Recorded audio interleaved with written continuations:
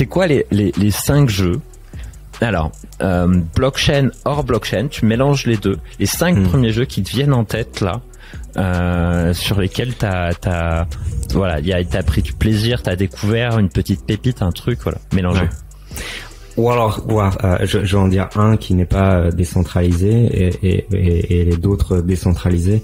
Je pense que le premier c'est World of Warcraft parce que c'est ce qui m'a permis c'est un peu l'épiphanie qui m'a permis de dire mais oui, la blockchain par mon expérience dans le jeu World of Warcraft avec toute cette économie qui existe dans le jeu et la frustration qu'il y avait à ne pas pouvoir sortir du jeu en termes de monnaie, d'extraction de la valeur qu'on a dans le jeu.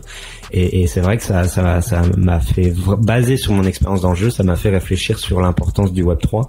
Ouais. Et les autres jeux, je pense qu'il y a plusieurs jeux décentralisés qui aident à comprendre les principes Web3. Et ça, c'est génial de pouvoir apprendre en jouant. Je pense que c'est important d'être éduqué sur ce qui se passe et de pas rejeter les nouvelles technologies. Et sans avoir à savoir comment définir une blockchain, de pouvoir comprendre des principes par le biais d'un jeu, c'est génial. Et The Sandbox m'a beaucoup aidé sur le principe de lend. Pourquoi c'est intéressant d'avoir une lend.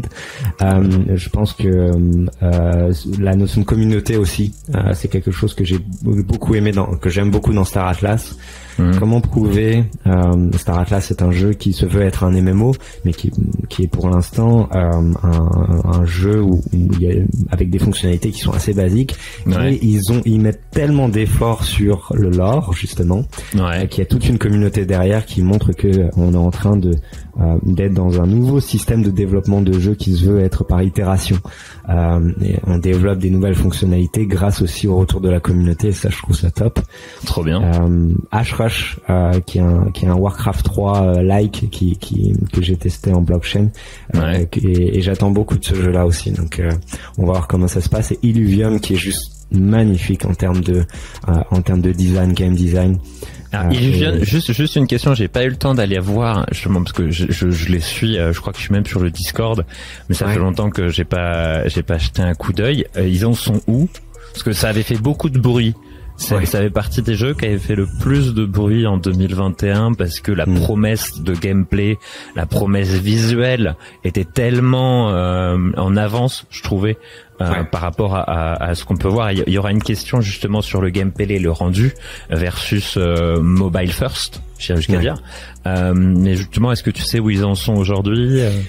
Ouais, ils ont deux parties de leur jeu. Ils l'expliquent comme une notion de genre de monde ouvert avec collecte de minerais, etc. Ça, ils l'ont pas encore release en bêta. Ce qui est disponible aujourd'hui en bêta, et j'ai eu la chance de faire partie des testeurs, c'est cette notion de plateforme et de battle qu'on pourrait avoir sur un Pokémon-like, mais d'une manière assez différente. J'ai jamais joué à ce style de jeu et je sais que ça existait déjà avant, mais c'est simplement placer ces différents monstres sur une plateforme. La position est importante, les spécificités de ces monstres-là sont importantes, ton héros est important aussi, et tu click start et t'as une battle qui se passe et voyons ce qui se passe et ce que tu vas gagner en fonction de la position, et c'est très fun. Et même en bêta, ça se trouve s'ils sont en alpha, je sais plus, je crois qu'ils sont en bêta quand même, c'est juste magnifique, c'est très très beau, et l'aspect graphique est très chouette, donc c'est ce qui rassure sur ce qui va se passer après. Ok, donc là la stratégie, elle est vraiment en amont en fait. Et j'imagine que tu vois pas ce que fait l'adversaire, où il les pose lui. C'est contre une IA pour l'instant. Ils sont pas sur une notion PVP, mais je crois que c'est dans les tuyaux que ça devra arriver.